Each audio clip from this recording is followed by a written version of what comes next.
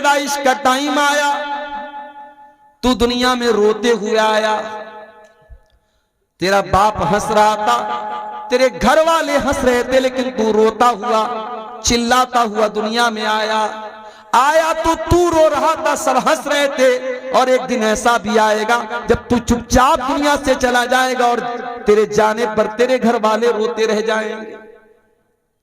रोता हुआ इंसान आता है और रुलाता हुआ दुनिया में छोड़ के सबको चला जाता है। इंसान की जिंदगी बस रोने और रुलाने के दरमियान है मेरे प्यारे साथी।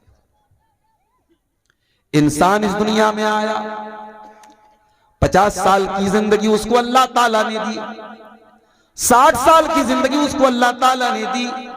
जवानी का दौर उसने देखा, बुढ़ापे का दौर उसने पाया, ताकत भी उसको मिली, दौलत भी उसको मिली। सवाल ये पैदा होता है, ये जिंदगी अल्लाह ताला ने क्यों दी है? इस जिंदगी का मकसद क्या है? इस जिंदगी का उद्देश्य क्या है? इस जीवन का उद्देश्य क्या है? इस जिंदगी का पर्पस और मकसद क्या है? कुरान का 29वां पारा उठाओ, अल्लाह ताला हमारी पैदाइश का मकसद बयान करता है। फरमाया अल्लज़ी खलक़ल मौत वल हयात लियब्लुवकुम अय्युकुम अहसनु अमला। मेरे बंदो, हमने जीवन और मृत्यु का जो सिस्टम बनाया है, हमने तुमको जो पैदा किया है, हमने मौत को बनाया, हमने जिंदगी को बनाया। क्यों बनाया? लियब्लुवकुम, हम तुम्हारा इम्तिहान लेना चाहते हैं, हम तुम्हारी परीक्षा लेना चाहते हैं, हम तुम्हें जांचना चाहते हैं कि कौन अच्छा अमल करने वाला है, कौन अल्लाह को राजी करने वाला अमल करता है, कौन ऐसा अमल करता है जो अल्लाह की नजर में अच्छा है। दुनिया की नजर में अच्छा है कि नहीं, अल्लाह के ये मैटर नहीं करता। दुनिया की नजर में आप कैसे हैं, अल्लाह के यहां ये मैटर नहीं करता। अल्लाह की नजर में आप कैसे, आपने वो अमल किया कि नहीं किया जो अल्लाह को पसंद आने वाला है। अल्लाह ताला हम सबको इम्तिहान के तौर पर इस दुनिया में पैदा कर रहा है। हमारी दुनिया की जिंदगी एक इम्तिहान की जिंदगी है मेरे भाइयों। और जिस तरीके से दुनिया के हर इम्तिहान को एक दिन खत्म हो जाना है, एक टाइम है, बच्चा स्कूल इम्तिहान देने गया, स्टूडेंट कॉलेज में एग्जाम देने गया, 2 घंटे का एग्जाम था, 3 घंटे का एग्जाम था, 2 घंटे पूरे हो गए, एग्जामिनर ने कॉपी छीन ली। भाई तेरे एग्जाम का टाइम खत्म हो गया, तू और नहीं लिख सकता है।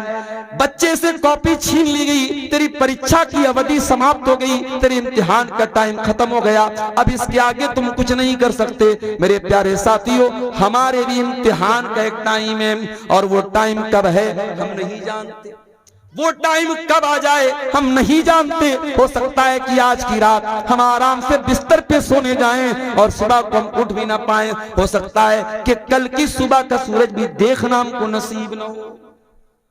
हम तो ऐसा इम्तिहान दे रहे हैं। दुनिया में इम्तिहान देने वाले को पता है मुझे 2 घंटा इम्तिहान देना है, 3 घंटा इम्तिहान देना। हम तो ऐसा इम्तिहान दे रहे हैं, हमें ये तो पता है कि खत्म होना है, कब खत्म होना है ये नहीं पता। इन्नल्लाह इंदहु इल्मुस्साअह व युनज़्ज़िलुल गैथ व यअलमु मा फिल अरहाम व मा तदरी नफ्सुम माज़ा तक्सिबु गदा व मा तदरी नफ्सुम बिअय्यि अर्दिन तमूत। ये 5 चीजें हैं, इसको अल्लाह ताला गैब की कुंजी बोलता है, गैब की चाबी है। जिस तरीके से दुनिया के खजाने की चाबी खजाने के मालिक के पास होती है, ये 5 चीजें गैब से ताल्लुक रखती हैं। और इसकी चाबी किसके पास है? अल्लाह के पास है। कयामत कब आएगी अल्लाह को मालूम है, बारिश कब होगी, कितनी होगी, कहां होगी, अल्लाह को मालूम है। वयालमु मा फिल अरहाम, और माँ के पेट में होने वाला बच्चा क्या होगा, लड़का होगा या लड़की होगा, ये तो सीटी स्कैन के जरिए भी मालूम हो जाएगा, ये तो अल्ट्रासाउंड के जरिए भी मालूम हो जाएगा। लेकिन लड़का या लड़की बड़ा होकर के क्या बनेगा, नेक बनेगा, बुरा बनेगा, अच्छा बनेगा, कैसा बनेगा, अकीदा क्या होगा, ईमान कैसा होगा, अमल कैसा होगा, ये सब अल्लाह को मालूम है। और फरमाया कि कल क्या करने वाले हो किसी को नहीं मालूम। वमा तदरी नफ्सुम माज़ा तक्सिबु गदा, कोई नहीं जानता कि कल उसके साथ क्या होने वाला है। बनारस में एक लड़का अपनी मां के साथ बाइक पर जा रहा है, मां पीछे बैग लेकर के बैठी हुई है। बनारस की एक बहुत मशहूर रोड पर से उसका गुजर होता है। नौजवान लड़के तो वैसे भी गाड़ी बहुत स्पीड में चलाते हैं। लड़का स्पीड में गाड़ी चला रहा है, पीछे मां बैग लेकर के बैठी हुई है। अचानक उसका बैग उसके बगल की उसके साइड की एक बाइक से टकरा जाता है। गाड़ी डिसबैलेंस हो जाती है, लड़का गाड़ी से गिर जाता है। डिवाइडर में उसका सर जाकर के लड़ जाता है। घर से चला था मां को ड्रॉप करने और स्पीड में गाड़ी चला रहा था, उसका सर डिवाइडर से टकरा जाता है। 12-13 दिन गुजर गए, आज अभी तक लड़का हॉस्पिटल में कोमा की हालत में है, मौत और जिंदगी से जूझ रहा है। वमा तदरी नफ्सुम माज़ा तक्सिबु गदा, कोई नहीं जानता कि कल उसके साथ क्या होने वाला है। सामान 100 बरस का है, पल की खबर नहीं। इंसान 100 साल आगे की प्लानिंग करके चल रहा है, लेकिन कल क्या होने वाला है इंसान उस बात की गारंटी नहीं दे सकता। और फरमाया 5वीं चीज, वमा तदरी नफ्सुम बिअय्यि अर्दिन तमूत, कोई नहीं जानता कि वो कहां मरेगा, कब मरेगा छोड़ दो, कैसे मरेगा छोड़ दो, कहां मरेगा। बाबुआन का रहने वाला, बसमतिया का रहने वाला, नेपाल बॉर्डर का रहने वाला इस बात की गारंटी नहीं दे सकता कि मैं अपने गांव में, अपने इलाके में, अपने घर में मरूंगा। अल्लामा एहसान इलाही ज़हीर, लाहौर में बम धमाके में हमला होता है, उन जख्मी हो जाते हैं। जलसे के दौरान बम धमाका होता है, कई उलमा मौके पर शहीद हो जाते हैं। अल्लामा एहसान इलाही ज़हीर, जिनको सऊदी अरब की हुकूमत भी बहुत उनकी इज्जत करती थी, वहां की हुकूमत ने ऑफर किया उनकी बॉडी को, उनके शरीर को उनको रियाज के हॉस्पिटल में ले जाकर के एडमिट कराया गया, सऊदी अरब की राजधानी रियाज। वहां इलाज के दौरान अल्लामा एहसान इलाही ज़हीर बच न पाए, इंतकाल हो गया, शहीद हो गए। वो इंतकाल लाहौर में हुआ, पाकिस्तान में हमला लाहौर में हुआ, इंतकाल रियाज में हुआ, और फिर जनाजा मदीना लेके आया गया और मस्जिद नबवी में जनाजे की नमाज पढ़ाई गई और बकी के कब्रिस्तान में दफन किया गया।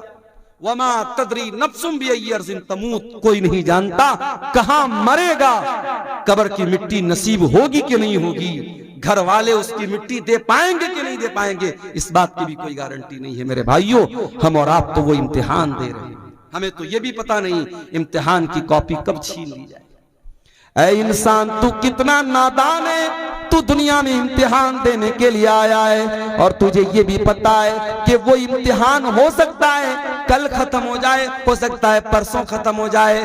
तुझे ये भी नहीं मालूम कि तेरा इम्तिहान कब खत्म हो जाएगा और कब तेरा हिसाब शुरू हो जाएगा।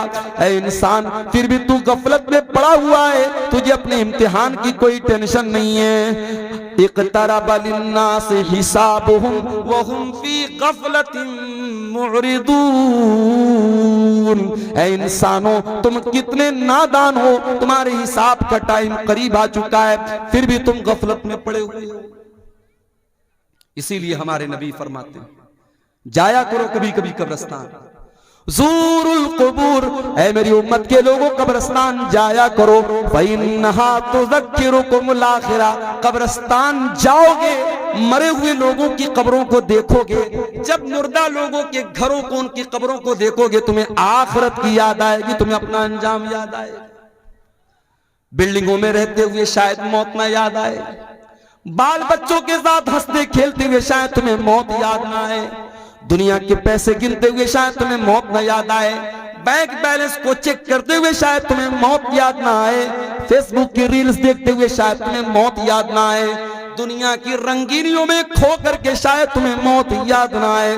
लेकिन जब तुम कब्रिस्तान जाओगे, तुम देखोगे कल का करोड़पति भी उसी मिट्टी के अंदर लेटा हुआ है, कल का अरबपति भी उसी मिट्टी के अंदर लेटा हुआ है।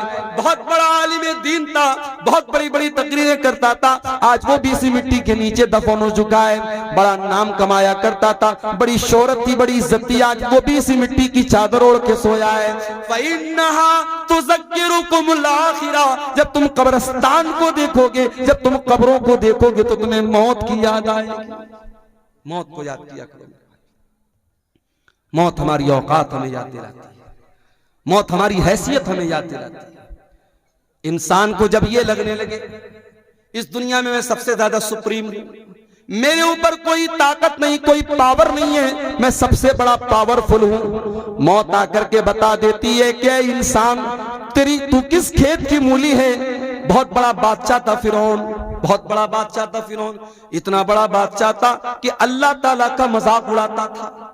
मूसा अलैहिस्सलाम से कहता था कि ऐ मूसा तू क्या मुझसे बात करेगा, ऐ मूसा तू क्या मुझसे बात करेगा, अरे तेरी जुबान में तो लुकनत है, तेरी जुबान में लड़खड़ाहट है, ऐ मूसा तू मुझसे बात करने के लायक नहीं है। मूसा का मजाक उड़ाया, अल्लाह के नबी का मजाक उड़ाया, उसने तो अल्लाह का भी मजाक उड़ाया। कहा कि ऐ हामान मेरे लिए महल बना दे, सीढ़ी लगा दे, मैं जरा झांक करके देखूं कि मूसा का रब कैसा है, मूसा का अल्लाह कैसा है। उसने अल्लाह का मजाक उड़ाया, उसने मूसा अलैहिस्सलाम का मजाक उड़ाया। उसने यहां तक कहा हाज़िल अनहार तजरी मिन तहती, ऐ मूसा ये देखो मैं मिस्र का बादशाह हूं और बड़ी बड़ी नदियां मेरी सल्तनत में बहती हैं, मेरे महल के नीचे से दरिया बहता है, मैं तो दरियाओं का मालिक हूं, मैं तो इन नदियों का मालिक हूं। अल्लाह ने कहा ऐ फिरौन अब तेरे गुरूर को मैं खाक में मिलाता हूं। फिरौन को कैसी मौत आई? फिरौन को अल्लाह ताला ने दरियाए कुलजुम में डुबा करके मार दिया। उसी दरिया में मूसा अलैहिस्सलाम के लिए रास्ता बन गया और उसी दरिया में फिरौन की कब्र बन गई, फिरौन डूब गया। और फिरौन जब डूब गया तो अल्लाह ने फरमाया कम तरकू मिन जन्नातिन व उयून व ज़ुरूइन व मकामिन करीम व नामतिन कानू फाकिहीन। देखो जरा फिरौन कितने बड़े बड़े महल छोड़ के गया था, कितने बड़े बड़े बागात छोड़ के गया था, कितने अच्छे अच्छे मकामात छोड़ के गया था। कज़ालिका व औरसनाहा कौमन आखरीन। आज फिरौन के महलों का हमने किसी और को वारिस बना दिया। महल फिरौन का है, बाग फिरौन का है और उसकी नहरें फिरौन की है, लेकिन आज फायदा उठाने वाले और लोग हैं। इसलिए मेरे भाइयों कभी भी अपनी ताकत पर गुरूर मत करना, ताकत तो फिरौन के पास भी थी। कभी अपनी दौलत पर गुरूर मत करना। बहुत दौलत वाला आया तो दुनिया में कारून, इस कदर दौलत थी उसके पास, कुरान कहता है कि जब वो उसके खजानों की चाबियों को अल्लाह कहता है कि बड़े बड़े पहलवान व आतैनाहु मिनल कुनूज़ि मा इन्न मफातिहहु लतनू बिल उस्बति उलिल कुव्वा। बड़े बड़े पहलवान कारून के खजाने की चाबियों को बड़ी मुश्किल से उठाते थे। खजाना नहीं, खजाने की चाबियों को, खजाने के ताले की चाबियों को बड़े बड़े पहलवान बड़ी मुश्किल से उठाते। इतनी दौलत थी कारून के पास। जब वो सज धज करके निकलता था कौम के लोग ठंडी सांस ले करके कहते थे काश हमारे पास भी इतनी दौलत होती। और कारून बड़े नाज से कहता था इन्नमा ऊतीतुहु अला इल्मिन, ये दौलत तो मेरी नॉलेज से मिली है, ये बाप दादा से मैंने नहीं कमाई, ये मैंने अपनी नॉलेज से कमाई है। क्या अंजाम हुआ कारून का? कारून जो अपनी दौलत पर बड़ा नाज करता था, जो अल्लाह को नहीं मानता था, जो आखिरत को नहीं मानता था, फखसफना बिही व बिदारिहिल अर्दा, अल्लाह ने कारून को भी जमीन में धसा दिया, उसके सारे खजाने को, सारे महल को जमीन में धसा दिया। मेरे प्यारे साथियों कभी अपनी दौलत पर भी गुरूर न करना। गुरूर का अंजाम बड़ा बुरा होता है और मौत आकर के इंसान के गुरूर को खाक में मिला देती। इसीलिए अल्लाह ताला सूरह वाक़िया के अंदर कहता है फलौला इदा बलगतिल हुल्कूम व अंतुम हीनइज़िन तंजुरून व नहनु अक़रबु इलैहि मिनकुम वलाकिन ला तुबसिरून। मेरे बंदो जब जान निकलने का टाइम आता है, जब रूह निकलने का टाइम आता है और तुम देखते हो तुम्हारा करीबी इंसान मर रहा है, तुम्हारा बाप मर रहा है, तुम्हारी माँ मर रही है, तुम्हारी बीवी मर रही है, तुम अपनी आंखों से मरता हुआ देख रहे हो लेकिन तुम कुछ नहीं कर सकते। फलौला इन कुंतुम गैर मदीनीन तरजिऊनहा इन कुंतुम सादिकीन,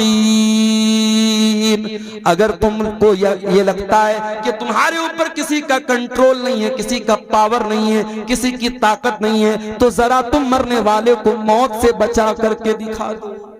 मरना तो है मेरे भाई, और मौत आएगी, हम बच नहीं सकते, बच नहीं सकते हैं। हम शीश महल में भी जाके अपने आप को कैद कर लें, अल्लाह कहता है युद्रिकुमुल मौत वलौ कुंतुम फी बुरूजिम मुशय्यदा। अगर तुम शीशा पिलाई हुई दीवार, अगर तुम लोहे को पिघला करके दीवार में पैक कर दो अपने आप को, वहां पर भी तुमको मौत आएगी, मौत का फरिश्ता वहां भी तुमको आकर के तुमको पकड़ लेगा। तुम अल्लाह की पकड़ से नहीं बच सकते मेरे भाई। इंसान मर गया, अब मरने के बाद इंसान ये तमन्ना करता है, आए अल्लाह एक मौका और दे दे, मैं दुनिया में दोबारा आना चाहता हूं।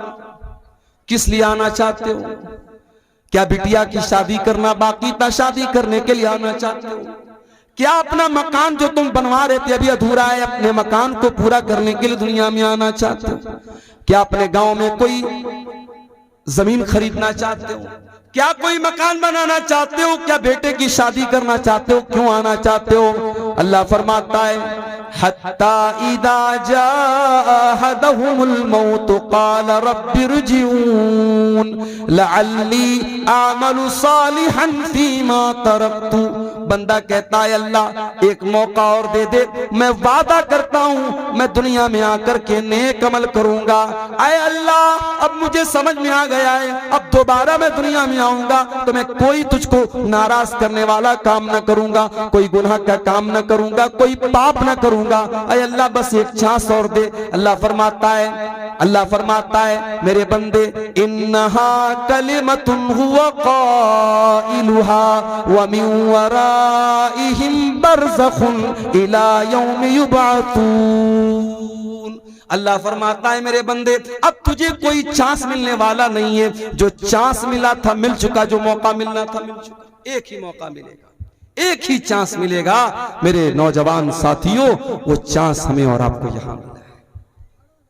अब इस इम्तिहान में अगर हम फेल हो गए तो दुनिया में जिस तरीके से जो लोग मुजरिम होते हैं उनको दुनिया वाले जेल में डाल देते हैं, अल्लाह ताला ने अपने मुजरिमों के लिए भी एक जेल बनाई है और उस जेल का नाम जहन्नम है। और जहन्नम कितनी खतरनाक जेल है, कितनी खतरनाक कैद खाना है, कितना खतरनाक कैद खाना है और कितनी खतरनाक जगह है। आओ जरा कुरान में इसका नक्शा देखते हैं। अल्लाह कुरान के 30वें पारे में फरमाता है इन्न जहन्नम कानत मिरसादा लित्तागीन माबा लाबितीन फीहा अहकाबा। ये जहन्नम घात में बैठी है, ये जहन्नम प्रतीक्षा कर रही है, ये जहन्नम इंतजार कर रही है। ये जहन्नम इंतजार कर रही है किसका? अल्लाह के मुजरिमों का, अल्लाह के बागियों का, अल्लाह के कानून को तोड़ने वालों का। अल्लाह के कानून को तोड़ने वालों का ठिकाना है ये जहन्नम। लाबिसीन फीहा अहकाबा। और कोई ये ना सोचे मैं तो शिर्क नहीं कर रहा हूं, मैं नमाज नहीं पढ़ रहा हूं तो क्या हो गया, मैं शराब पी रहा हूं तो क्या हो गया, मैं हराम खा रहा हूं तो क्या हो गया, मैं कोई शिर्क थोड़ी कर रहा हूं। अरे मैं जहन्नम में जाऊंगा तो कुछ दिन जाने के बाद मैं जन्नत में चला जाऊंगा। अगर इस गलत फहमी में हो मेरे प्यारे साथियों तो याद रखो जहन्नम के अजाब की जो सजा है वो एक पल भी बर्दाश्त करने के काबिल न होगी। और अल्लाह तो कह रहा है लाबिसीन फीहा अहकाबा। जहन्नम में कितने अरसे तक इंसान पड़ा रहेगा, अल्लाह का मुजरिम पड़ा रहेगा नहीं मालूम, बहुत लंबे टाइम तक जहन्नम में पड़ा रहेगा। दुनिया में जब टेम्परेचर हाई होता है इंसान को दो चीजों की जरूरत पड़ती है। राजस्थान में एक जगह है बाड़मेर, पूरे भारत में सबसे ज्यादा गर्मी वहीं पड़ती है। आप जाएंगे वहां नहीं रह पाएंगे, आप वो गर्मी बर्दाश्त नहीं कर पाएंगे। जिस तरीके से लेह और लद्दाख में जीरो के नीचे पारा हो जाता है सर्दी के मौसम में और पूरे मकान और घरों में बर्फ जम जाता है, उस तापमान में और उस टेम्परेचर में हम और आप बहुत मुश्किल से रह सकते हैं, वैसे बाड़मेर की गर्मी में हम नहीं रह सकते। अभी हमारे इंडिया में 47 डिग्री की गर्मी सबसे ज्यादा मानी जाती है। अभी साइंटिस्ट लोगों का कहना है कि अगर ये गर्मी 50 तक पहुंच गई तो हालात बर्दाश्त के बाहर हो जाएंगे। और मैं एक बात अपनी तकरीरों में भी कहता हूं कि पानी की कदर किया करो मेरे भाइयों। ये जो पानी हम लोग बहाते हैं, फजूल बहाते हैं, सरकारी पानी आ रहा है, नल खोल दिया बह रहा है, एक बाल्टी पानी में नहा सकते हैं, 4-4 बाल्टी पानी में नहा रहे हैं, एक कपड़े को एक बाल्टी में धो सकते हैं, 10-10 बाल्टी बर्बाद कर रहे हैं। पानी को बर्बाद न करो मेरे भाइयों। अफ्रीका की राजधानी है केप टाउन। केप टाउन के अंदर जितना ग्राउंड के अंदर पानी है सब पानी खत्म हो चुका है। साउथ अफ्रीका की राजधानी है केप टाउन, वहां पानी खत्म हो चुका है ग्राउंड पर। और साइंटिस्ट का कहना है कि अगर भारत में पानी की बर्बादी नहीं रुकी तो 2040 तक भारत के बड़े बड़े शहरों में, दिल्ली, मुंबई, चेन्नई, बेंगलोर में ग्राउंड के अंदर, जमीन के अंदर का पानी खत्म हो जाएगा। पानी बहुत बड़ी नेमत है, पानी का इस्तेमाल बहुत एहतियात के साथ किया। हमारे नबी की सुन्नत भी है, हमारे नबी सल्लल्लाहु अलैहि वसल्लम बहुत कम पानी में वजू कर लेते थे और बहुत कम पानी में गुस्ल कर लेते थे। हमारे यहाँ तो माशाअल्लाह नल का इंतजाम है, टोटी का इंतजाम है, खोल लिया तो लोग बेदर्दी से पानी बहा रहे हैं। मेरे प्यारे साथियों, पानी की कदर करो, पानी बहुत बड़ी नेमत है। जब गर्मी बढ़ती है तो पानी की जरूरत पड़ती है, गर्मी बढ़ती है तो ठंडक की जरूरत पड़ती है। अल्लाह फरमाता है ला यज़ूक़ून फ़ीहा बरदन वला शराबा, जहन्नम के अंदर ना तो जहन्नमियों को ठंडक मिलेगी ना पानी मिलेगा। प्यास लगेगी पानी चाहिए, पानी भी नहीं है, गर्मी लगेगी ठंडक चाहिए, ठंडक भी नहीं मिलेगी। इल्ला हमीमन व गस्साका, उनको मिलेगा तो खौलता हुआ गर्म पानी मिलेगा, उनको मिलेगा तो पीपो मवाद मिलेगा, उनको मिलेगी तो गलीज किस्म की चीजें मिलेंगी जो ना खा सकते हैं ना पी सकते हैं। अल्लाह, ये जहन्नमियों का हाल होगा। ला यज़ूक़ून फ़ीहा बरदन वला शराबा इल्ला हमीमन व गस्साका जज़ाअन विफ़ाक़ा। अल्लाह फरमाता है, ऐ मेरे बंदो, हम जहन्नमियों के साथ कोई जुल्म नहीं करेंगे, कोई अत्याचार उनके साथ न होगा। ये उनके करतूतों का फल होगा, ये उनके करतूतों की सजा होगी। हम तो इंसाफ करेंगे। जानते हो, दुनिया में सबसे खतरनाक तराजू जो होता है वो ज्वेलर का तराजू होता है, सोनार का तराजू होता है। हो सकता है चंदे में कुछ औरतों ने अपने जेवरात भी दिए हों। औरतें जो नाक में नथिया पहनती हैं, आप सोनार क्या जाएंगे, सोनार अपने तराजू पर नाक की नथिया को रख के बता देगा इसका वजन क्या है। औरतें कान में बाली पहनती, बड़ी हल्की होती है, उस बाली को सोनार अपने तराजू पे रखेगा, उसका वजन सामने आ जाएगा। ये दुनिया के तराजू का हाल है। अल्लाह ताला कयामत के दिन भी एक तराजू रखेगा, और वो तराजू कैसा होगा? आओ कुरान में पूछते अल्लाह ताला से। अल्लाह फरमाता है व नदउल मवाज़ीनल क़िस्त लियौमिल क़ियामह फला तुज़लमु नफ्सुन शैआ व इन कान मिस्क़ाल हब्बतिन मिन खरदलिन अतैना बिहा व कफ़ा बिना हासिबीन। हम कयामत के दिन इंसाफ का तराजू रखेंगे और कयामत के दिन किसी के साथ कोई जुल्म सितम न होगा। एक राई के दाने के बराबर भी अगर कोई चीज होगी, अल्लाह फरमाता है मेरे तराजू पर सामने आ जाएगी। वकफा बिना हासिबीन, और मेरे बंदो जब हम हिसाब लेंगे तो एक एक चीज का हिसाब लेंगे, हम तो किसी को न छोड़ेंगे। फमन यामल मिस्क़ाल ज़र्रतिन खैरन यरा वमन यामल मिस्क़ाल ज़र्रतिन शर्रन यरा। एक जर्रा बराबर भी नेकी करोगे, एक जर्रा बराबर भी गुनाह करोगे, अल्लाह के तराजू पर सामने आ जाएगा। इसीलिए जब अल्लाह ताला ने कुरान में कहा कि जिसका नाम अमाल हम दाहिने हाथ में देंगे उसका आसान हिसाब लेंगे, तो अम्मा आयशा ने पूछा था अल्लाह के नबी आसान हिसाब कैसे लिया जाएगा? तो अल्लाह के नबी ने फरमाया आसान हिसाब का मतलब यह है इन्नमा ज़ालिकल अर्ज़ु, कि अल्लाह ताला के सामने बंदे का अमल पेश किया जाएगा और अल्लाह ताला बस देख करके नजरअंदाज कर देगा। ये आसान हिसाब है। वमन नूकिशा हलका, और जिसके नाम अमाल की जांच पड़ताल होगी, जिसके एक एक अमल को चेक किया जाएगा, जिसको चेक किया जाएगा किसने क्या क्या किया है, वो तो हलाक हो जाएगा, बर्बाद हो जाएगा। मेरे प्यारे साथियों, गौर करो मेरे प्यारे साथियों, इतनी खतरनाक जेल है अल्लाह ताला की जहन्नम। उस जहन्नम से अपने आप को बचाने के लिए हम क्या इंतजाम कर रहे हैं? दुनिया में कहीं आग लग जाए, फायर ब्रिगेड वालों को जल्दी से बुलाया जाता है, फिर भी आग लग जाए तो बहुत मुश्किल हो जाता है लोगों को बचाना। अभी हमारे घर पे शादी थी, छोटे भाई की, हमारे शादी में औरतों का जहां खाना चल रहा था, चाट का, वहां पे वो स्टॉल लगा हुआ था। चाट वाले के स्टॉल में गैस का चूल्हा लगा था। अचानक उसके गैस के चूल्हे से आग निकलने लगी। अब जाहिर है वहां जितना पिंडाल लगा है, कपड़े का पिंडाल है, अगर आग भड़कती पूरे पिंडाल में लगती और कितना नुकसान हो सकता था अंदाजा नहीं हो सकता। अल्लाह का करम हुआ, फौरन वो आग बुझाई गई, नुकसान नहीं हुआ, कोई नुकसान नहीं हुआ। एक हल्की सी आग लगती है और बहुत तेजी के साथ फैल जाती है। जहन्नम की आग दुनिया की आग से 70 गुना ज्यादा खतरनाक होगी। अल्लाह के नबी फरमाते हैं, इन्नहा फुस्सिलत अला नारिकुम, दुनिया की आग जहन्नम की आग दुनिया की आग से 70 गुना ज्यादा खतरनाक होगी। दुनिया की आग तो पेट्रोल और डीजल से जलती है, जहन्नम की आग फरमाया, या अय्युहल्लज़ीना आमनू कू अनफुसकुम व अहलीकुम नारा, ऐ ईमान वालो अपने आप को और अपने घर वालों को जहन्नम की आग से बचाओ, जिसका ईंधन इंसान और पत्थर होंगे। इंसानों से जलेगी वो आग, पत्थरों से जलेगी वो आग। वो जहन्नम कितनी गहरी होगी, उसकी गहराई का अंदाजा हम नहीं लगा सकते। सही मुस्लिम की रिवायत, अल्लाह के नबी फरमाते हैं, बहुत तेज धमाके की आवाज सुनी। आपने सहाबा से पूछा, ऐ मेरे सहाबा क्या तुम जानते हो कि यह आवाज कैसी थी?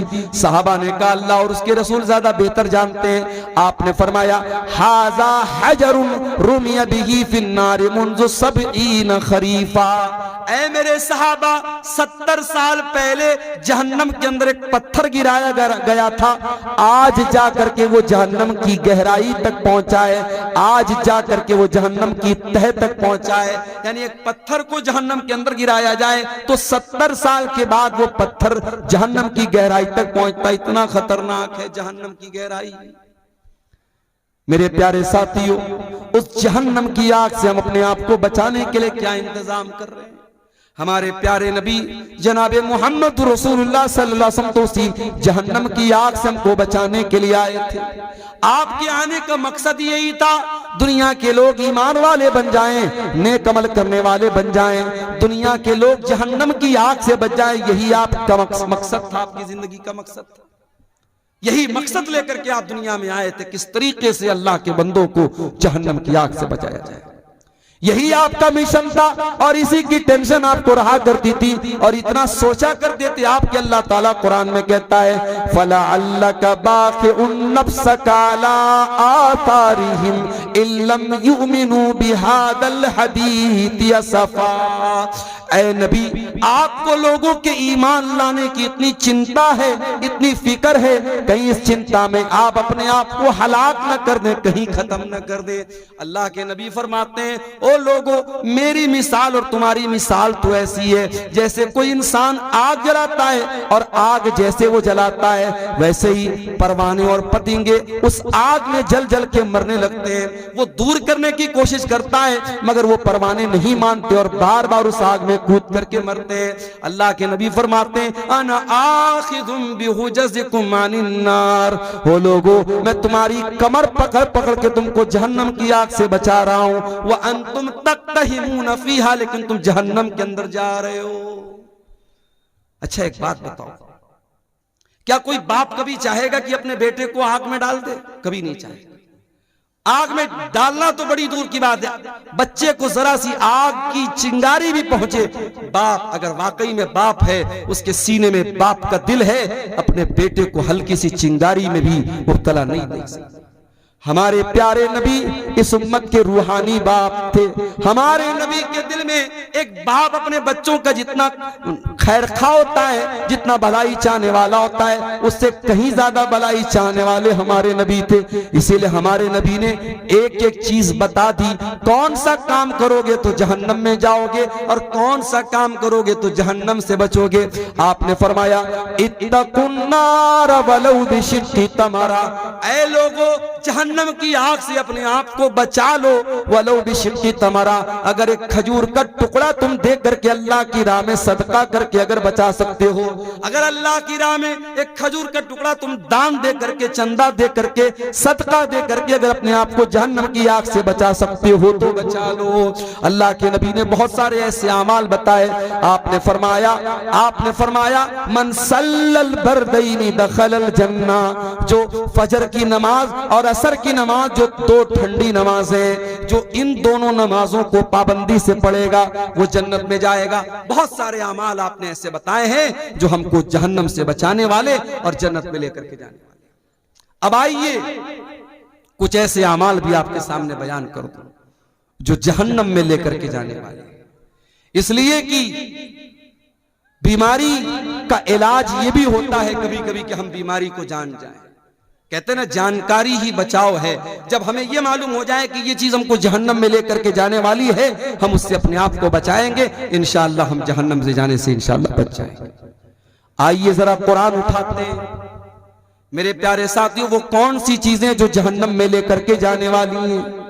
सबसे पहली चीज और सबसे खतरनाक चीज जो जहन्नम में लेकर के जाने वाली है, कुरान कहता है इन्नल्लाह ला यगफिरु अन युशरक बिही व यगफिरु मा दून ज़ालिका लिमन यशा। अल्लाह ताला शिर्क को माफ नहीं करेगा। अल्लाह के साथ किसी और को शरीक किया जाए, किसी और की इबादत की जाए, इसको अल्लाह ताला बर्दाश्त नहीं करेगा। अल्लाह क्या इस गुनाह की माफी नहीं। आज कितने मुसलमान हैं, उनके गले में देखो धागा पड़ा हुआ है, उनके हाथ में देखो धागा पड़ा हुआ है, और वो धागे के ऊपर ये अकीदा रखते हैं कि जब तक ये धागा मैं पहने हुए हूं तब तक मैं बीमार न पड़ूंगा, मुझे नजर न लगेगी, मेरा बच्चा बीमार न पड़ेगा। मेरे प्यारे साथियों, कितने मुसलमान हैं जो बुतों के आगे नहीं तो कम से कम कब्रों के आगे जाकर के सजदा कर रहे हैं, कितने पेड़ के आगे जाकर के धागा बांध रहे हैं, कितने मुसलमान हैं जो जानवरों तक की बनाई हुई कब्रों पर जाकर के सर झुका रहे हैं। मौलाना अल्ताफ हुसैन हाली ने बड़ा सच्चा नक्शा खींचा था, कहा था करे गैर गर बुत की पूजा तो काफिर, कवाकिब में माने करिश्मा तो काफिर, झुके आग पर बहरे सजदा तो काफिर, जो ठहराए बेटा खुदा का तो काफिर, मगर मोमिनों पर कुशादा है राहें, परस्तिश करे शौक से जिसकी चाहे, नबी को जो चाहे खुदा कर दिखाएं, इमामों का रुतबा नबी से बढ़ाएं, मजारों पे जा जा के नजरें चढ़ाएं, शहीदों से जा जा के मांगे दुआएं, न तौहीद में कुछ फर्क इससे आए, न इस्लाम बिगड़े न ईमान जाए। मुसलमान ये समझता है उसने कलमा पढ़ लिया अब वो शिर्क नहीं कर सकता, वो शिर्क प्रूफ हो गया, उससे शिर्क नहीं हो सकता। सिर्फ कलमा पढ़ लेने से शिर्क नहीं, शिर्क से आप नहीं बच सकते जब तक कलमा के ऊपर आप अमल न करेंगे और कलमा के तकाजे को आप नहीं समझेंगे। मेरे प्यारे साथियों, शिर्क से अपने आप को बचाओ, शिर्क करने वाला जहन्नम की आग में हमेशा हमेशा चलेगा। इन्नहु मन युशरिक बिल्लाहि फक़द हर्रमल्लाहु अलैहिल जन्नह व मअवाहुन नार व मा लिज़्ज़ालिमीन मिन अंसार। जो शिर्क करेगा वो हमेशा जहन्नम में रहेगा, उसका कोई मददगार नहीं। और आगे बढ़िए, शिर्क तो नहीं करता है इंसान, कुफ्र करता है। कुफ्र का मतलब क्या होता है? जितनी चीजों पर ईमान लाना अनिवार्य है, जरूरी है, उसमें से किसी चीज का इनकार कर देना। अब ये भी नोट कर लो कि 6 चीजों पर ईमान लाना जरूरी है। अल्लाह पर, उसके फरिश्तों पर, उसकी किताबों पर, उसके रसूलों पर, कयामत के दिन पर और तकदीर पर। ये 6 चीजें हैं जो ईमान के अरकान है, जो पिलर्स ऑफ ईमान है। इन 6 में से किसी का भी इनकार कर दे, कोई फरिश्तों को ना माने, कोई अल्लाह की किताबों को ना माने, कोई कयामत को ना माने, कोई तकदीर को ना माने, इन 6 चीजों का इनकार करने वाला काफिर है, काफिर। और अल्लाह फरमाता है वमन यकफुर बिल ईमान फक़द हबिता अमलुहु व हुवा फिल आखिरति मिनल खासिरीन। कि ईमान लाने के बाद अगर कोई कुफ्र करेगा, कोई कलमा पढ़ने के बाद इन चीजों में से किसी चीज का इनकार करेगा तो वो बर्बाद हो जाएगा दुनिया में भी और आखिरत में। तो मेरे भाइयों, शरीयत में जितनी चीजें फर्ज हैं, जरूरी हैं, अगर उनका भी कोई इनकार करता है, मिसाल के तौर पर अगर कोई रोजा नहीं रखता है तो गुनहगार है, लेकिन अगर कोई रोजे का इनकार करता है तो काफिर है। कोई नमाज नहीं पढ़ता है तो गुनहगार है, लेकिन अगर कोई नमाज का इनकार करता है तो वो काफिर है। कोई ज़कात नहीं देता है तो गुनहगार है, कोई ज़कात का इनकार कर दे तो काफिर है। कोई हज नहीं कर रहा है ताकत के बावजूद तो वो गुनहगार है, फासिक है, लेकिन अगर हज का इनकार कर दे, हज की फर्जियत का इनकार कर दे तो वो काफिर हो जाता है। तो ये दूसरी चीज है जो जहन्नम में लेकर के जाने वाली। और आगे बढ़िए, एक और चीज है जो जहन्नम में लेकर के जाने वाली है, अल्लाह का मजाक उड़ाना, रसूल का मजाक उड़ाना, फरिश्तों का मजाक उड़ाना, शरीयत की किसी ऐसी चीज का मजाक उड़ाना जिसका मजाक उड़ाने से इंसान काफिर हो जाता है। कभी कभी हम लोग बहुत हल्के में लेते हैं। कभी कभी मैं देखता हूं व्हाट्सएप पर मैसेज आता है, जन्नत के बारे में, हूरों के बारे में मजाक हो रहा है। हूरों का मजाक मत उड़ाओ, जहन्नम का मजाक मत उड़ाओ, फरिश्तों का मजाक मत उड़ाओ। ये इतना खतरनाक मामला है, जन्नत और जहन्नम का मजाक उड़ाने वाला अगर तौबा न करे इस्लाम से खारिज हो सकता है। अल्लाह के रसूल के दौर में कुछ मुनाफिकों ने अल्लाह के रसूल का मजाक उड़ाया। नबी को पता चला, आपने बुलवाया कि तुम क्यों मजाक उड़ा रहे थे। कहने लगे अल्लाह के नबी, हम लोग तो टाइम पास कर रहे थे, हम लोग तो टाइम पास कर रहे थे, हम तो, हमारे दिल में कोई गलत नीयत न थी। अल्लाह ने कुरान की आयत नाजिल कर दी सूरह तौबा की, वलइन सअलतहुम लयक़ूलुन्न इन्नमा कुन्ना नख़ूदु व नलअब। ऐ नबी, अगर आप इनसे पूछेंगे कि तुम क्या कर रहे थे, ये बोलेंगे हम तो हंसी मजाक कर रहे थे, हम तो टाइम पास कर रहे थे। कुल बिल्लाहि व आयातिही व रसूलिही कुंतुम तस्तहज़िऊन। ऐ नबी, इनसे पूछो क्या तुम अल्लाह का मजाक उड़ा रहे हो, क्या तुम अल्लाह की आयतों का मजाक उड़ा रहे हो, क्या तुम अल्लाह के रसूल का मजाक उड़ा रहे हो। ला तातज़िरू क़द कफ़रतुम बाद ईमानिकुम। अब तुम कोई बहाना पेश न करना, तुम जब अल्लाह का तुमने मजाक उड़ाया, तुमने रसूल का मजाक उड़ाया, तुमने अल्लाह की आयतों का मजाक उड़ाया तो तुम काफिर हो गए। आजकल 72 हूरों पर फिल्में आ रही है बॉलीवुड की। खबरदार, ये फिल्में आपके अकीदे को कमजोर करने के लिए बनी हैं। और इस्लाम की, अकबर इलाहाबादी ने कहा था, इस्लाम की फितरत में कुदरत ने लचक दी है, उतना ही ये उभरेगा जितना के दबाव। इस्लाम के खिलाफ जितना भी प्रोपेगेंडा कर लिया जाए, इस्लामोफोबिया का जितना भी माहौल बना दिया जाए, हमारा अकीदा भी है और ये बात, मुशाहदा भी ये बात बताता है कि इस्लाम की तबलीग रुक नहीं रही है। इस्लाम के खिलाफ इतने प्रोपेगेंडे होने के बावजूद अल्हम्दुलिल्लाह अभी भी इस्लाम फैल रहा है। और यही वो बात है जो इस्लाम के दुश्मनों को चुभती है। और कभी 72 हूरों के नाम से फिल्में बनती हैं, कभी हम 4 और हमारे 12, हम 2 और हमारे 12, इस तरीके की फिल्में बनती हैं। इस्लाम के अहकाम का मजाक उड़ाया जाता है। और अफसोस की बात यह कि बहुत सारे मुसलमान भी इस तरीके की फिल्मों को देखते हैं और प्रमोट करते हैं। मेरे प्यारे साथियों, याद रखिए, अल्लाह का, उसके रसूल का, उसकी आयतों का मजाक उड़ाना, अल्लाह की शरीयत का मजाक उड़ाना, ये इतना खतरनाक गुनाह है जो इस्लाम को इंसान से खारिज कर सकता है। हमारी बहुत सारी बहनें नकाब नहीं पहनती, नकाब नहीं पहनती। ये उतने बड़े अफसोस की बात नहीं है कि वो नकाब नहीं पहनती। अफसोस की बात यह है कि वो नकाब के ऊपर कमेंट करती हैं और कहती हैं, अरे मौलाना साहब, ये नकाब आप लोगों ने अपने मन से इसको निकाला है, इस्लाम में इसकी कोई हैसियत नहीं। यहां तक औरतें कहती हैं, जो पर्दा से दूर भागती हैं, जो बेहया औरतें होती हैं, वो कहती हैं अरे पर्दा वर्दा क्या होता है, इंसान का दिल पाक होना चाहिए, इंसान की नजर पाक होनी चाहिए।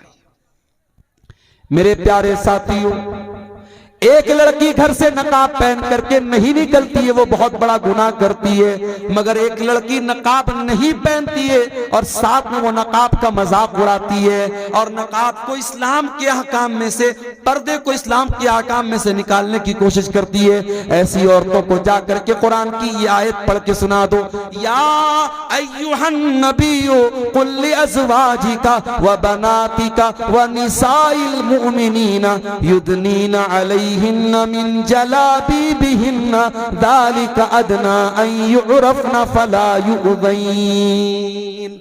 ऐ नबी, अपनी बीवियों से कह दीजिए, अपनी बेटियों से कह दीजिए और तमाम मुसलमान औरतों से कह दीजिए कि जब वो अपने घर से निकला करें तो अपने ऊपर जिल्बाब डाल लें, अपने ऊपर नकाब डाल लें, अपने ऊपर ऐसी चादर डाल लें जिससे उनका शरीर ढक जाए, जिससे उनका बदन ढक जाए। अल्लाह फरमाता है ये पर्दा उनकी पहचान बन जाएगा, ये पर्दा बता देगा कि ये नकाब पहनने वाली औरतें, ये पर्दा करने वाली औरतें, और कोई उनको छेड़ने की हिम्मत न कर सकेगा। मेरे प्यारे साथियों, जो लोग ये बोलते हैं कि दिल साफ होना चाहिए, पर्दा करने की कोई जरूरत नहीं है, मैं उनसे पूछता हूं, इस दुनिया में क्या सहाबे किराम से भी ज्यादा कोई साफ सुथरे दिल वाला आया था?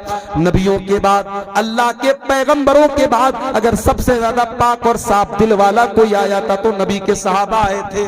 और इस दुनिया में सबसे नेक औरतें अगर थी तो नबी की बीवियां थी। लेकिन कुरान कहता है नबी की बीवियों के बारे में भी कि उनको भी पर्दा करना है। और अल्लाह ताला अपने नबी के सहाबा से कहता है कि जब तुम अपने नबी के घर में जाओ और तुम्हें कोई सामान मांगना है नबी की बीवियों से, फस्अलूहुन्ना मिन वराई हिजाब, तो पर्दे की आड़ से मांगो, डायरेक्ट मत जाओ। ज़ालिकुम अतहरु लिकुलूबिकुम व कुलूबिहिन्ना, इसी में तुम्हारे दिल की भी पाकी है, इसी में उनके दिल की भी पाकी है। मेरे प्यारे साथियों, कुरान 1400 साल पहले बता रहा है कि पर्दा करने के बाद दिल पाक होता है, पर्दा के बगैर दिल पाक नहीं। एक बात और बोल दूं, लड़की जवान हो गई, अब चाहे टीचर सामने हो, चाहे चाचा हो, चाहे कोई भी, चाचा का नाम तो मैंने ऐसे ले लिया, टीचर हो, कोई भी ऐसा रिश्तेदार हो जो गैर महरम, अगर गैर महरम है तो जवान लड़की को उससे पर्दा करना है। वहां यह नहीं चलेगा कि साहब मेरे गांव के हैं। मैंने एक मरतबा तकरीर में बोल दिया था, बड़ा उस पर बवाल भी हुआ, एक लड़की के बारे में जो बहुत मशहूर हुई थी पूरे इंडिया में। वो नकाब में एक स्कूल कॉलेज में जा रही थी और उसके ऊपर जब फिरका परस्तों ने हमला करने की कोशिश की, उसने नारे तकबीर लगाया था, पूरी दुनिया में उस लड़की का बड़ा नाम वायरल हुआ था। लेकिन बाद में एक और वीडियो आया जिसमें मैंने देखा कि एक अजनबी आदमी, एक कोई भी अजनबी आदमी उसके घर जाता है उसको शाबाशी देने के लिए और उस जवान लड़की के कंधे पर हाथ रखता है। तो जाहिर है कि हम उस लड़की के जज्बे की अपनी जगह कदर करते हैं, मगर जो चीज गलत है वो गलत रहेगी। शरीयत ये कहती है कि अगर कोई मर्द बहुत नेक है और कोई औरत बहुत नेक है, लेकिन अगर दोनों गैर महरम हैं तो दोनों को प्राइवेसी अगर मिलेगी, दोनों तन्हाई में मिलेंगे, अकेले में मिलेंगे, तो तीसरा शैतान। ला यख्लुवन्ना रजुलुन बिइम्रातिन इल्ला वसालिसुहुमा शैतान, अगर कोई मर्द किसी औरत के साथ अकेले में होगा तो तीसरा शैतान। चाहे लड़की आलिमा हो, लड़का आलिम हो, लड़की बहुत अपने दौर की नेक हो और लड़का अपने दौर का बहुत बड़ा अल्लाह का वली हो, अगर लड़का और लड़की, मर्द और औरत अगर गैर महरम हैं और अकेले में मिल रहे हैं तो तीसरा शैतान होगा। मेरे प्यारे साथियों, आप सोच नहीं सकते हमारी शरीयत ने कहां कहां से समाज में पनपने वाली बुराइयों को रोका है। ये जो आज हम रोना रोते हैं ना, समाज बड़ा दूषित हो रहा है, बड़ा गंदा हो रहा है, ये बेहयाई बड़ी फैल रही है, ये गंदगी बड़ी फैल रही है। क्यों फैल रही है, कभी इस पर आपने गौर किया? आज इतने बड़े बड़े जलसे और प्रोग्राम होने के बावजूद हमारे इलाकों की शादियों में आज भी वो तमाम बुराइयां हो रही हैं जिससे उलमा मना करते हैं। तमाम बेपर्दगी हो रही है शादी ब्याह में जो इस्लाम के अंदर हराम है। तमाम रस्मों रिवाज पर अमल हो रहा है जिसकी कोई हैसियत नहीं इस्लाम के अंदर। आपने शादी भी, मैं गाड़ी लेकर के आ रहा था, 4 व्हीलर लेकर के बीरपुर में जब पहुंचा, हमारे ड्राइवर साहब ने देखा कि पूरे दोनों तरफ फाटक लगा हुआ है। मैंने ड्राइवर साहब से कहा कि लग रहा है मौलाना तारिक साहब ने बहुत दूर तक गेट लगवाया, बड़ा लंबा चौड़ा इंतजाम है। आगे बढ़ा तो पता लगा साहब शादी हो रही है, कोई शादी थी और ऐसी शादी थी, दूर दूर तक गेट लगा हुआ है और गाना बज रहा है, डीजे बज रहा है। आज वो किसी गैर मुस्लिम की शादी थी। बताना ये चाहता हूं कि आज एक दिन की शादी की खुशी के नाम पर लोग लाखों रुपए खर्च करते हैं। और गैर मुस्लिम की बात नहीं, मुसलमान भी करता है। अभी उत्तर प्रदेश के मेरठ शहर में एक शादी हुई, वहां दुल्हे को शादी के मौके पर 2.5 करोड़ रुपए मिले हैं और निकाह पढ़ाने वाले मौलवी साहब को 11 लाख रुपए मिले हैं। और एक रस्म होती है घड़ी पहनाई, दुल्हे को साली लोग घड़ी पहनाती हैं, उस घड़ी की पहनाई की जो है वो जो पैसा उसका दिया गया 11 लाख रुपए उसका दिया गया। हमारे यहाँ मदरसे में एक दिन चर्चा चल रही थी कि मदरसे में पढ़ाना छोड़ के चल के हम लोग मेरठ में निकाह पढ़ाए, एक निकाह का 11 लाख रुपया। तो ये मुसलमान, ये हालात हैं इस कौम के। इस कौम के बच्चे भूखे मर रहे हैं, जिस कौम की औरतें, बेवा औरतें खाने को तरस रही हैं, इस कौम की यतीम बच्चियां बदकारी का रास्ता अपना रही हैं, उस कौम के नौजवान शादी ब्याह पर इतनी फजूल खर्ची कर रहे हैं। उत्तर प्रदेश के सिद्धार्थनगर में एक शादी हुई, मुसलमान की शादी है और नोटों की बारिश कर रहा है दूल्हा। 20 लाख रुपए उसने पानी की तरह बारात में बहा दिए। ये सारे करतूत हम करते हैं, उसके बाद हम कहते हैं कि हमारे साथ फला जगह ये क्यों हो रहा है, हमारे साथ फला जगह ये क्यों हो रहा है, हमारी मस्जिदों पर क्यों निशाना साधा जा रहा है, हमारे मदरसों पर क्यों निशाना साधा जा रहा है। मेरे प्यारे साथियों, हमें अपना मुहासबा करने की जरूरत है, अपने गिरेबानों में झांकने की जरूरत है। मेरे नबी ने तो निकाह को इतना आसान कर दिया। आपने फरमाया इन्ना आज़मन निकाही बरकतन इसरुहु मऊनतन, सबसे ज्यादा बरकत उस निकाह में होती है जिसको सबसे कम खर्च में निपटाया जाए। नबी के दौर में निकाह होता था, बहुत मामूली खर्च में निकाह हो जाता था। और ऐसा नहीं कि नबी के दौर में सब गरीब लोग थे, उसमें उस्मान गनी के जैसे करोड़पति लोग भी थे, उसमें अब्दुर्रहमान बिन औफ के जैसे करोड़पति लोग भी थे। दौलत वाले होते थे या गरीब होते थे, बड़े सिंपल तरीके से निकाह कर लेते थे और बीवी को ले आते थे। और वहां एक नहीं 4-4 बीवियों का रिवाज था। इस्लाम ने अगर मर्द के पास ताकत है तो 4 बीवियों तक की इजाजत दी, इसमें कोई शर्म की बात नहीं है। आज एक मर्द जिना करके 10 औरतों के साथ जिना करे, उतना बुरा नहीं माना जाता। अगर कोई बेचारा, उसके पास ताकत है जिस्मानी एतबार से, माली एतबार से, अगर वो एक के साथ साथ दूसरी बीवी कर ले, दूसरी शादी कर ले, बवाल हो जाता है साहब। पूरे गांव वाले उसका जीना हराम कर देते हैं और पहली बीवी और उसके घर वाले तो उसका जीना हराम कर ही देते हैं। याद रखो मेरे भाइयों, हलाल को मुश्किल बनाओगे, हराम आसान हो जाएगा। और आज हराम आसान हो चुका है और हमारी और आपकी सोच से बहुत ऊपर जा चुका है। जिनाकारी और बदकारी मुस्लिम समाज में इतनी आम होती चली जा रही है। मेरे पास आए दिन फोन आता है और ऐसे ऐसे मसले पूछे जाते हैं, अल्लाह की पनाह, शर्म आती है। मौलवी साहब, लड़के ने लड़की के साथ गलत काम कर लिया, फिर लोगों ने शादी करा दी, शादी के 3 महीने के बाद बच्चा हो गया। अब क्या किया जाए, क्या दोबारा निकाह करना पड़ेगा? ये वो मसले हैं, उनका जवाब क्या देना है वो एक अलग मसला है। लेकिन मुसलमानों की सोसाइटी में इस तरीके के मसले पैदा हो, ये सोचने की बात है मेरे प्यारे साथियों, ये अफसोस करने की बात है, ये अफसोस करने का मकाम है। हलाल को मुश्किल बनाओगे, हराम आसान हो जाएगा। शादियों को आसान करो। नौजवानों, तुमसे भी कहता हूं, अपने बाप से जाके कह दो, अपनी मां से जाके कह दो, मेरी शादी सुन्नत के मुताबिक करो, आसान तरीके से करो। अपने ससुर के ऊपर बोझ न बनो, अपने होने वाले ससुर के ऊपर बोझ न बनो, किसी तरीके के जहेज के चक्कर में न पड़ो। आसान और सिंपल लाइफ गुजारो, इज्जत और खुददारी के साथ। ससुराल से मिलने वाले बेड से बेहतर है चटाई पर लेट करके जिंदगी गुजार दो।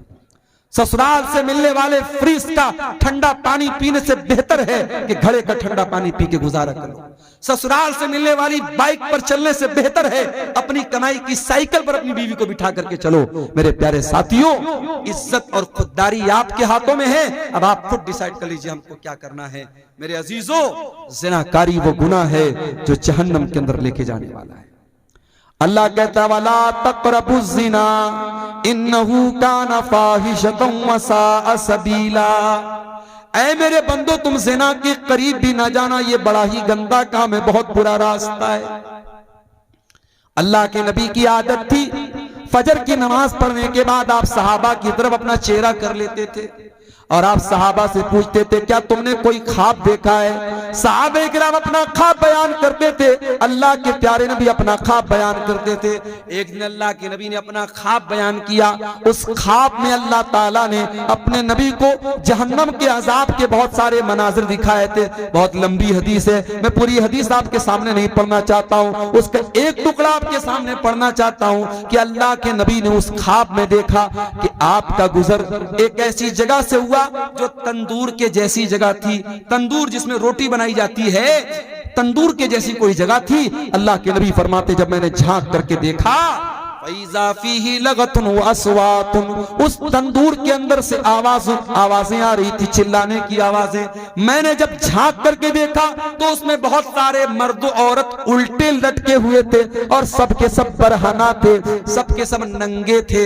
उसके बदन पर कोई कपड़ा न था, मर्द भी नंगे औरतें भी नंगे, वो उल्टे लटके हुए थे और जहन्नम की आग आती थी और उनकी शर्मगाहों में दाखिल हो रही थी। अल्लाह के नबी ने पूछा कि जब वो जहन्नम की आग आती थी और उनकी शर्मगाहों में दाखिल होती थी, वो चिल्लाने लगते थे, वो चीखने लगते थे। अल्लाह के नबी ने पूछा कि ये कौन लोग हैं जो उनके इतना दर्दनाक अजाब हो रहा है। जवाब मिला हाउलाई सुनात व ज़वानी, ऐ अल्लाह के नबी ये ज़िनाकार मर्द हैं और ज़िनाकार औरतें हैं। मेरे भाइयों, इस समाज से इस बुराई को मिटाना है तो ये दो काम करना हमको बहुत जरूरी है। पहला काम, अपने घर में हमें माहौल पर्दा वाला और शर्म हया वाला बनाना पड़ेगा। अपने घर में महरम गैर महरम का फर्क करना पड़ेगा। आपकी लड़की जवान हो गई, अब कोई भी आता है गांव का और अगर आपकी बेटी बेपर्दा उसके सामने आ जा रही है तो इस पर आपको पाबंदी लगाना पड़ेगा। मैं जानता हूं जिस माहौल में ये चीजें आम हो जाती हैं वहां बचना बहुत मुश्किल हो जाता है, मगर मैं ये भी जानता हूं कि साउथ अफ्रीका का क्रिकेटर हाशिम अमला अगर उस मुल्क में जहां हर तरफ नंगी औरतें घूमती हों, अगर उस मुल्क में उसकी बीवी सर से पैर तक नकाब में चल सकती है तो आपके इलाके में अगर ये पर्दे का माहौल न हो, लेकिन अगर आप चाहेंगे, अगर बाप चाहेगा, अगर माँ चाहेगी तो उसकी बेटी इस माहौल पर भी इंशाअल्लाह। मेरे पास ऐसे भी केस आते हैं मेरे भाई, ऐसी बच्चियों के फोन आते हैं जो कहती हैं कि हम ऐसे घरों में शादी करना चाहते हैं जहां हमें इस्लामी पर्दे पर अमल करने दिया जाए, जहां देवर और जेठ से पर्दे का माहौल हो, जहां बेपर्दगी ना हो, बेहयाई ना हो, हम ऐसे घर में शादी करना चाहते हैं। आज के इस दौर में ऐसी भी मुसलमान लड़कियां हैं। ये पहला काम आपको करना पड़ेगा, अपने घर के माहौल को इस्लामी माहौल बनाना पड़ेगा। और दूसरा काम क्या करना पड़ेगा, निकाह को आसान करना पड़ेगा। जब तक आप ये काम नहीं करेंगे मेरे प्यारे साथियों, ज़िनाकारी और बदकारी को नहीं रोक सकते। जहन्नम में लेकर के जाने वाला एक और अमल है सूद खाना, ब्याज खाना। अल्लाह के नबी ने लानत की है बाकायदा, लानल्लाहु आकिल रिबा व मुकिलहु व कातिबहु व शाहिदैहि। सूद खाने वाला, सूद खिलाने वाला, सूद की गवाही देने वाला, सूद को लिखने वाला, सब पर अल्लाह की लानत हो। और कुरान कहता है फ़इल्लम तफ़अलू फ़अज़नू बिहर्बिन मिनल्लाहि व रसूलिही। अगर सूद खाने वाला अगर सूद खाने से बाज नहीं आता है, अगर ब्याज खाने वाला अगर ब्याज खाने से बाज नहीं आता है तो कुरान कहता है अल्लाह से और उसके रसूल से जंग करने के लिए तैयार हो जाओ। आज कौन ब्याज नहीं खा रहा, किसका सेविंग अकाउंट नहीं है? सबका सेविंग अकाउंट है और सबके अकाउंट में, किसी के अकाउंट में 10 रुपया, किसी के अकाउंट में 100 रुपया, किसी के अकाउंट में 1 लाख रुपया, जिसकी जितनी कैपिटल है उस हिसाब से ब्याज आ रहा है। और ये तो वो ब्याज है जो सेविंग अकाउंट में मिलती है। कितने मुसलमान तो बाकायदा एफडी कराते हैं, बैंक में 1 लाख रुपया जमा कर दिया, 1 लाख पर 1,06,000 रुपया हर साल ब्याज बैंक दे रहा है। कितने बड़े बड़े पैसे वाले मुसलमान इसी ब्याज के जरिए पैसा कमा रहे हैं। माफ करना मेरे भाई, इतना बड़ा गुनाह है ये ब्याज। अल्लाह के नबी ने फरमाया कि अपनी सगी मां के साथ जिना करने से भी बड़ा गुनाह है। आपने फरमाया कि जिना के 70 सूद के 70 से ज्यादा दर्जे हैं, उसमें सबसे हल्का दर्जा यह है अय्यन की हर रजुल उम्महू, के अपनी मां के साथ इंसान जिना करे। मेरे प्यारे साथियों, सूद और ब्याज से अपने आप को बचाओ। अपने भाइयों से कहना चाहता हूं, ऐसी कंपनियों में पैसा न लगाओ, ऐसे बिजनेस में पैसा न लगाओ जो फ्रॉड है, जो जुआ है, जो सूद है। बहुत सारी कंपनियां आजकल चली हैं, कोई क्रिप्टो करेंसी के नाम से, कोई फला मेटा ओजोन के नाम से, कोई फला कंपनी के नाम से, कोई ड्रीम 11 के नाम से। ये नौजवानों आपके पैसे को बर्बाद करने के लिए और आपको जुए और सूद की लानत में गिरफ्तार करने के लिए सारी कंपनियां आई। हलाल तरीके से पैसा कमाओ, बहुत सारे पैसा कमाने के तरीके। तो ये सूद और ब्याज भी मेरे भाइयों जहन्नम में लेकर के जाने वाला अमल है। अब 2-4 बातें और बयान करूंगा और जाते जाते एक अपील करके जाऊंगा। आप जानते हैं हमारे शेख तारिक साहब का ये इदारा चल रहा है और अल्हम्दुलिल्लाह 600-650 यहाँ बच्चे तालीम हासिल कर रहे हैं। इस इदारे के लिए ये जलसा हुआ है, आप इसका ताउन करते हुए यहाँ से जाएंगे। आखिरी 2-4 बातें और सुन लीजिए, फिर हम बात खत्म करेंगे। रात के तकरीबन 2 बज रहे हैं। आप जहन्नम में लेकर के जाने वाले अमल की बात कर रहा हूं मेरे अजीजों। जहन्नम में लेकर के जाने वाला एक और अमल है और वो अमल है जुल्म करना। अगर जुल्म करोगे, अत्याचार करोगे तो ये अमल भी जहन्नम में लेकर के जाने वाला है। अल्लाह के नबी फरमाते हैं, सही मुस्लिम की रिवायत है, सिनफान मिन अहलिन नारी लम अरहुमा, मेरी उम्मत के अंदर 2 किस्म के लोग ऐसे हैं जो जहन्नम में जाएंगे लेकिन मैंने उनको अभी नहीं देखा है। नंबर 1, कौमुन माहुम सियातुन काज़ना बिल बकर यद्रिबून बिहन्नास, ऐसे लोग आएंगे जिनके हाथ में गाय की दुम की तरह कोड़े होंगे जिनसे वो लोगों को मारेंगे। उलमा ने लिखा है कि गाय की दुम की तरह कोड़े से मुराद पावर है, ताकत है, इख्तिदार है, कुव्वत है। आज अगर किसी के पास कोई ताकत है और अपनी ताकत के जरिए वो दूसरों पर जुल्म कर रहा है, बेकसूरों को मार रहा है, जी माशाअल्लाह, ये 1,41,000 रुपये नेपाली हैं, किसी अल्लाह के बंदे ने इस इदारे में ताउन के तौर पे दिया है। अल्लाह ताला इस भाई के ताउन को कबूल फरमाए, इसके माल में अल्लाह ताला बरकत अता फरमाए। मेरे भाइयों, अल्लाह के नबी फरमा रहे हैं, जिनके हाथ में पावर है और पावर का गलत इस्तेमाल करेंगे वो लोग जहन्नम में जाएंगे। आप देख रहे हैं अभी मुल्क के हालात क्या हैं और हमारे जिस स्टेट से मैं आता हूं उस स्टेट के हालात भी आप देख रहे हैं, किस तरीके से बेकसूर को कसूरवार और कसूरवार को बेकसूर बनाया जाता हम जानते हैं। लेकिन हां, 2-4 उम्मीदों के दिए अब भी हैं रोशन, माजी की हवेली अभी वीरान नहीं है।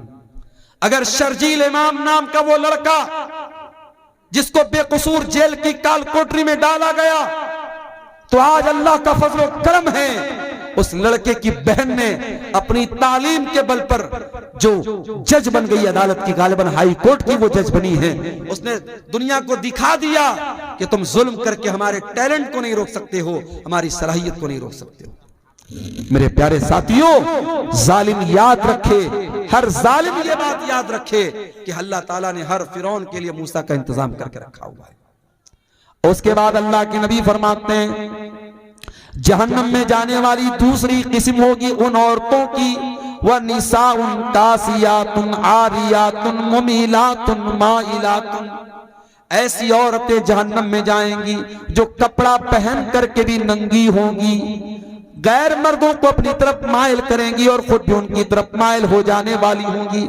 ला यदखुलनल जन्ना, ऐसी औरतें जन्नत के अंदर नहीं जाएंगी।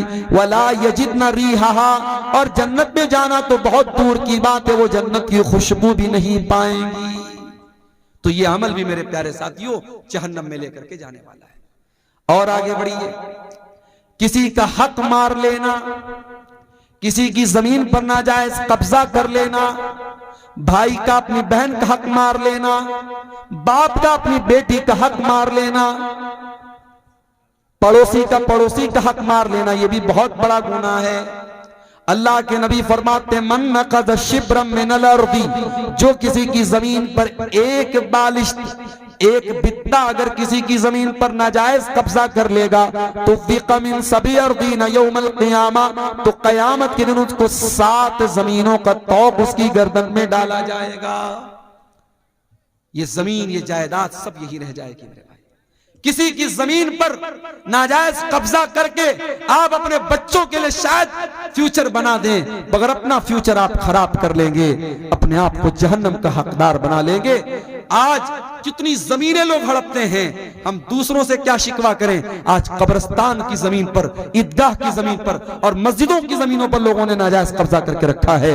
अल्लाह के नबी फरमाते हैं अगर किसी की जमीन, एक बित्ता भी अगर किसी की जमीन पर, औरतों की जानिब ये कितना है, कुछ गिनती नहीं, ये खवातीन की तरफ से, औरतों की तरफ से अमाउंट आया है। इसमें कुछ इंडियन है, कुछ नेपाली है। अल्लाह ताला इन तमाम हमारी माँ बहनों की इस उनके ताउन को कबूल फरमाए और मजीद उनको अल्लाह की राह में ताउन देने की तौफीक अता फरमाए। शेख फिरोज आलम नदवी साहब ने 50,000 रुपये का ताउन पेश किया है। आप मुदीरुल जामिअतुल इस्लामिया रियाजुल उलूम हैं। अल्लाह ताला शेख मोहतरम के इस अतिया को कबूल फरमाए, इनके माल में, इनके अहल वयाल में बरकत अता फरमाए और हमारे वो भाई जो अभी तक इस काम में पीछे रहे उनको भी अल्लाह ताला तौफीक दे कि वो आगे बढ़ें और इस कार्य खैर में हिस्सा लें। अल्लाह ताला आप सबके ताउन को कबूल फरमाए। तो मेरे अजीजों, जहन्नम में लेकर के जाने वाला एक अमल, इंसान दूसरे का हक मारता है, ये भी एक बहुत बड़ा अमल है।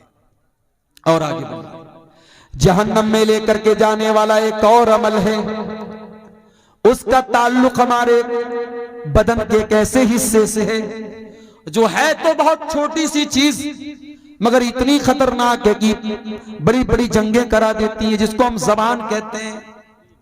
जबान का गुनाह भी इंसान को जहन्नम में लेकर के जाता है। अल्लाह के प्यारे नबी ने सल्लल्लाहु अलैहि वसल्लम ने एक मर्तबा हज़रत मुआज़ इब्न जबल से फरमाया, उनको बहुत सारी बातें आपने बताई, सदका के बारे में बताया, नमाज के बारे में बताया, जिहाद के बारे में बताया। फिर आपने फरमाया कि ऐ मुआज़, क्या मैं इन तमाम बातों का खुलासा तुमको न बता दूं? उन्होंने कहा क्यों नहीं, अल्लाह के रसूल जरूर बता दीजिए।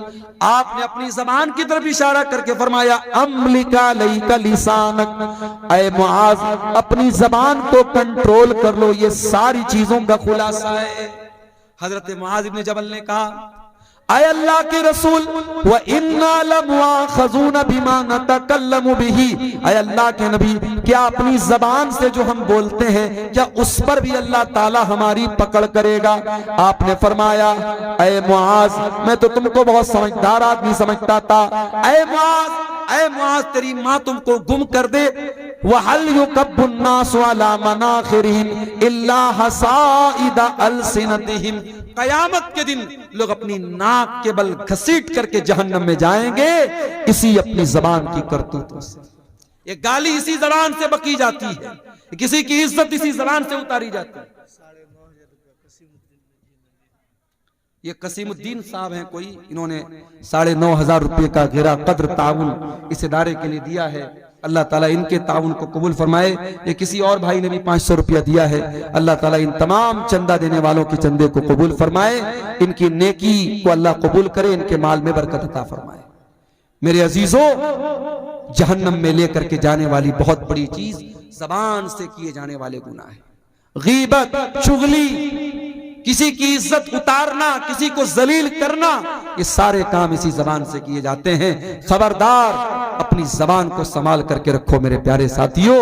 कहते हैं मन समता नजा, जो खामोश रहा वो बच गया।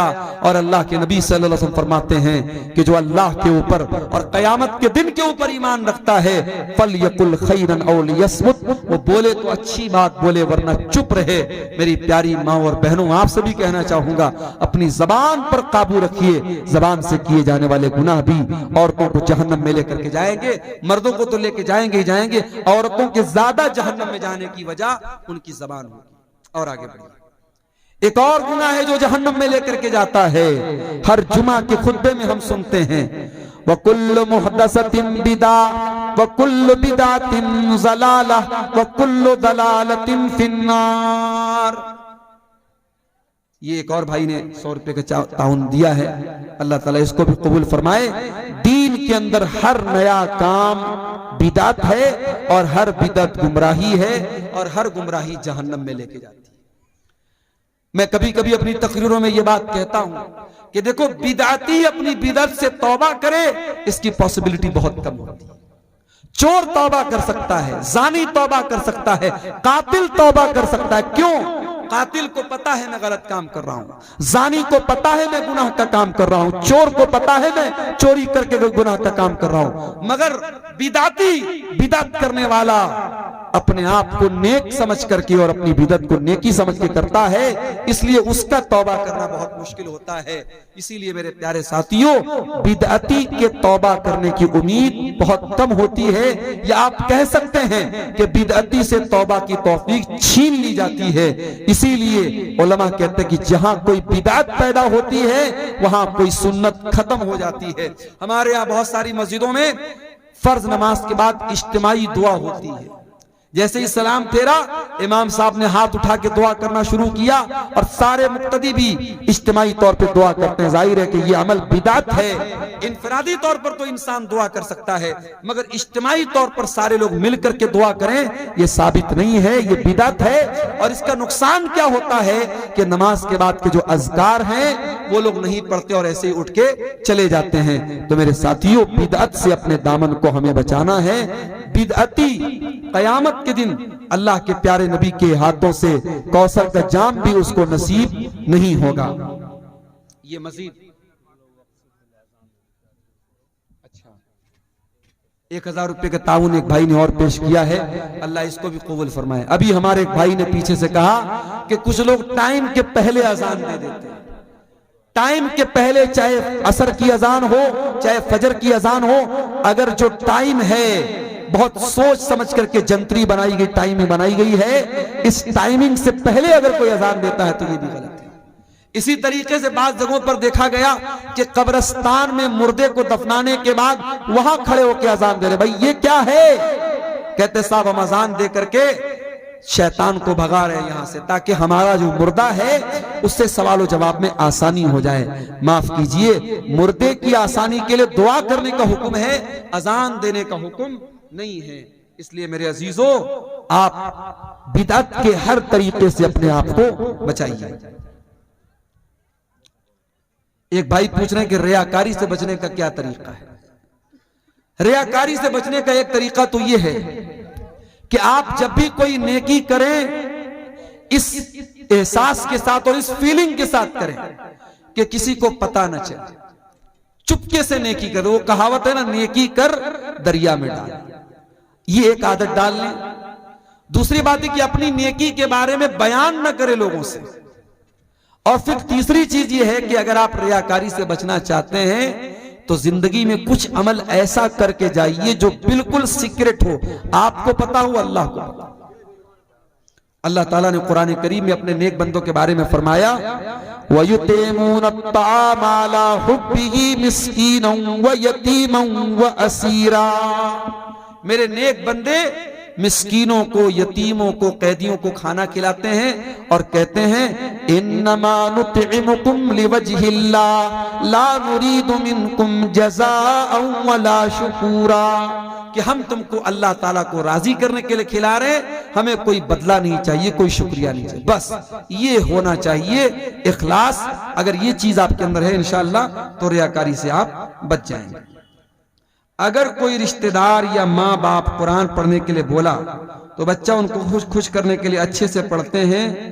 और सऊदी की आवाज क्या लिखा है, सुरीली आवाज, सुरीली आवाज से पढ़ते हैं, तो ये रियाकारी है या नहीं? देखिए, कुरान को ऐसे भी सुरीली आवाज से पढ़ना चाहिए। माँ बाप को दिखाने के लिए आप पढ़ते हैं तो गलत है। कुरान जब भी पढ़ें तो अच्छी आवाज में पढ़ने का हुक्म है। अल्लाह के नबी की हदीस है, मल्लम यतगन्न बिल कुरान फलैसा मिन्ना, कि जो कुरान को गा करके ना पढ़े, गा करके पढ़ने से मतलब कुरान को अच्छी आवाज में, सुरीली आवाज में ना पढ़े, वो हम में से नहीं। कुरान को अच्छी आवाज में पढ़ना चाहिए, लेकिन बाप के डर से पढ़ रहा है और ऐसे नॉर्मल आवाज में पढ़ रहा है तो ये गलत बात है। अच्छी आवाज में हमेशा पढ़ना चाहिए। अगर कभी बच्चे जो होते हैं छोटे होते हैं, नासमझ होते हैं, उस्ताद के डर से कभी क्लास में पढ़ दिया तो उतना बड़ा कोई मसला नहीं है, उसको रियाकारी नहीं बोलेंगे। अगर कोई इमाम नमाज पढ़ाए और पढ़ाते पढ़ाते नापाक हो जाए, उनकी वजू खत्म हो जाती है, तो ऐसी सूरत में क्या करना चाहिए? देखिए, अगर नमाज के दौरान किसी का वजू टूट जाता है तो उसको नमाज तो फौरन तोड़ देनी चाहिए। हदीसों से जो बात साबित है वो यही है कि उसको नमाज फिर उसके आगे कंटिन्यू नहीं करना चाहिए। अब वो इमाम है तो ऐसी सूरत में वो अगर अकेला पढ़ रहा होता तो भाई चलो ठीक है, नमाज तोड़ के जाएगा, दोबारा वजू आके पढ़ेगा। तो अगर वो इमाम है तो भी वो यही काम करे। अगर उसका वजू टूट गया है तो वो नमाज के बीच में से निकल जाए और मुक्तदियों को बता दे कि ये मेरे साथ मसला हो गया, मेरा वजू टूट गया, और दोबारा आकर के वो फिर से नमाज पढ़ाए। इसलिए कि अगर नमाज के दौरान वजू टूट गया तो फिर नमाज बातिल हो गई, फिर वो नमाज उसको दोहराना पड़ेगा। हजरत उमर फारूक रज़ी अल्लाह अन्हु की शहादत का जो वाकया है कि उनके ऊपर जब अबू लुलू फिरोज ने हमला किया था तो वो गिर पड़े थे, लेकिन उन्होंने गिरते हुए अब्दुर्रहमान बिन औफ को आगे बढ़ाया और बाकी नमाज उन्होंने पढ़ाई। तो वहां मसला दूसरा था, वहां नमाज बातिल नहीं हो रही थी। यहां आपने जो सवाल पूछा है कि नमाज वजू टूट जाए, वजू टूट रहा है, तो ऐसी सूरत में फिर नमाज को दोहराना पड़ेगा। किसी और को इमाम बनाने से काम नहीं चलेगा। अगर कोई और इमाम बनेगा तो फिर शुरू से नमाज पढ़ाना पड़ेगा। वल्लाहु आलम बिस्सवाब।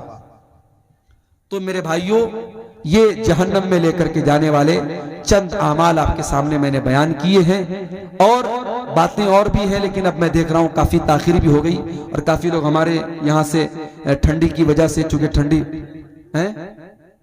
ठंडी भी बढ़ रही है, मैं आखिर में यही कहूंगा कि जहन्नम जैसी खतरनाक जगह से हमें और आपको अल्लाह ताला से पनाह भी मांगनी चाहिए और हमें दुआ भी करनी चाहिए अल्लाह ताला से कि हमें जहन्नम के अजाब से बचाए, और इसी तरीके से हमें वो अमाल भी करने चाहिए जो हमें जहन्नम में लेकर के जाने से बचा ले।